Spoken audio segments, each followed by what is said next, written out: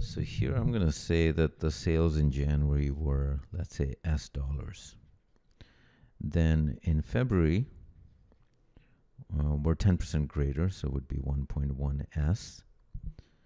And then in March, we're 15% less, so we'll have a multiplier of 0.85. So right now I'm just going to leave it that way. And then April, 20% greater, so then we'll get a multiplier of 1.2. And then May, 10% less in May than in April, so now we get a multiplier of 0.9.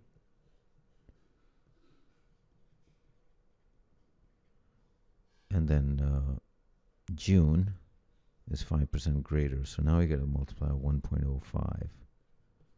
So first I just like to set this up before I kind of go into what the question wants us to do. Question is, in which month were sales closest to the sales in January? So we're looking for value that's closest to 1, this product. So it looks like I do have to kind of do this multiplication. I'm thinking, is there another easier way? So let me start with the March. Sometimes you don't see that in the exam as you're doing it. So this is 0.935. Clearly that one is out. And then we have this multiplier of 1.2. So I'm just going to do 0.93 because reduce the computational load.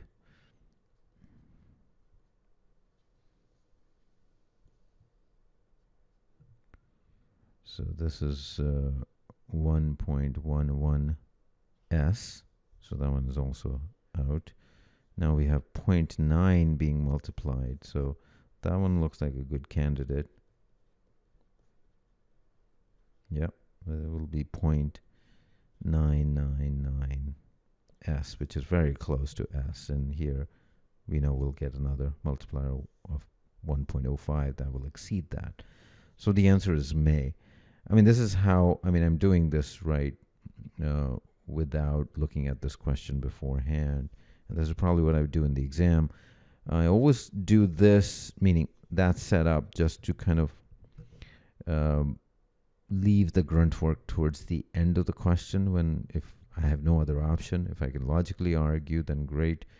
But looks like this is the only way to do this. Maybe there's another way. At least I don't see it right now. But this is kind of how I would go about it. So the answer is D.